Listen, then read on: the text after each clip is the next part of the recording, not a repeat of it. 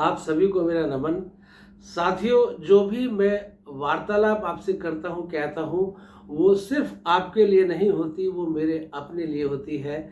मैं स्वयं से वो बात कहता हूँ जो भी मैं बात करता हूँ, क्योंकि मेरे अंदर जो कमियां हैं, मुझे जो अभी आनंद की जो क्षणिक कभी कभी प्राप्ति होती है, वो मैं आपसे शेयर करता हूँ। लेकिन वो थोड़ी सी स्थायी हो, बड़ी हो, वो थोड़ा सा आगे बढ़े, इस भाव को मैं इसलिए बनाए रखता हूँ। इसलिए मैं आपसे नहीं कहता हूँ, अपने आप से कहता हूँ।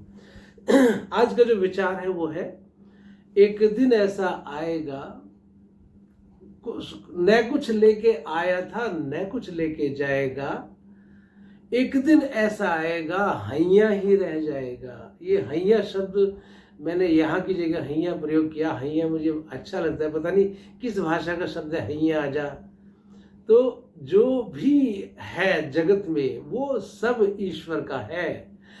आप विचार करें, हम विचार करते हैं कि जन्म से पूर्व हमारे पास क्या था, जो अब ये है कुछ भी नहीं था। जन्म मृत्यु के बाद क्या होगा, जो है वो तब भी कुछ नहीं होगा।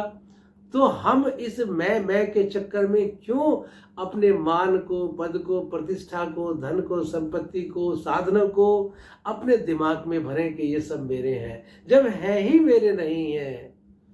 और संपत्ति विपत्ति, क्या विपत्ति को भी और सबको, कर्मों को त्याग कर दें, प्रभु को त्याग कर दें, प्रभु को समर्पित कर दें।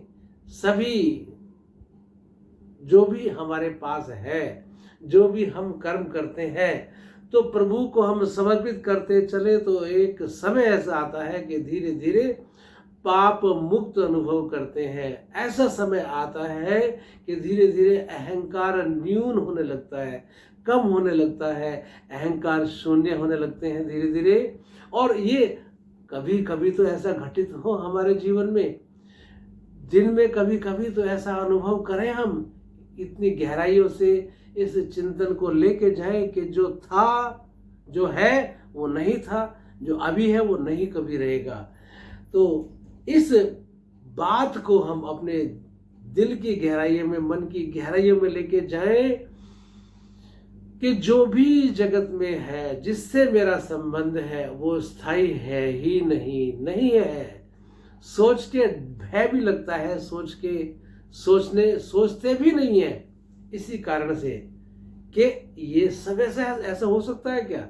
भाई ऐसा है, संसार का नियम है। यदि आध्यात्म में आना है, आनंद को पाना है, परम सुख की प्राप्ति करनी है और परमात्मा से जुड़ना है, तो इन सब बातों पे तो आना पड़ेगा।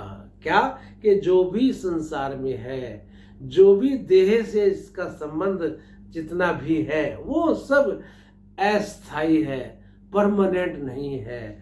परमानेंट तो सिर्फ हमारा उस आत्मा से, उस परमात्मा से संबंध है, उस जीवात्मा से संबंध है, जो कि हम हमारे कर्मों को इससे जन्म से लेके अगले जन्म में, फिर अगले जन्म में लेके जाता है। लेकिन यदि हम कर्मों को ही समर्पित कर रहे हैं, तेरा तुझको अर्पण क्या लागे मेरा, यदि हम इस भाव को हृदय में कभी कभी संभालें, तो निश्चित रूप से उस आनंद की, परमात्मा की, प्रेम की प्राप्ति होगी।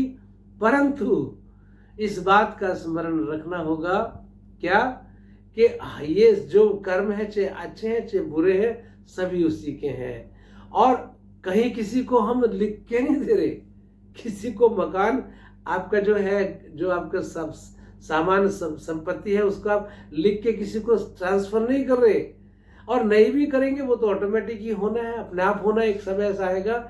और जब कुछ दे ही नहीं रहे, तो भावों में क्यों रखें, मन में क्यों रखें कि मेरा सब कुछ है, नहीं है। तो न कुछ लेके आया था न कुछ लेके जाएगा, एक दिन ऐसा आएगा हैया ही रह जाएगा। साथियों, हैया ही रह जाएगा। इस बात का स्मरण रखते हुए हम कर्मों को करें, अहंकार शून्य होके करें। अहंकार शून्य तो नहीं हो सकता, लेकिन अहंकार को धीरे धीरे कम करें। ये बोझ है सर पे, अहंकार का दिमाग में बोझ है।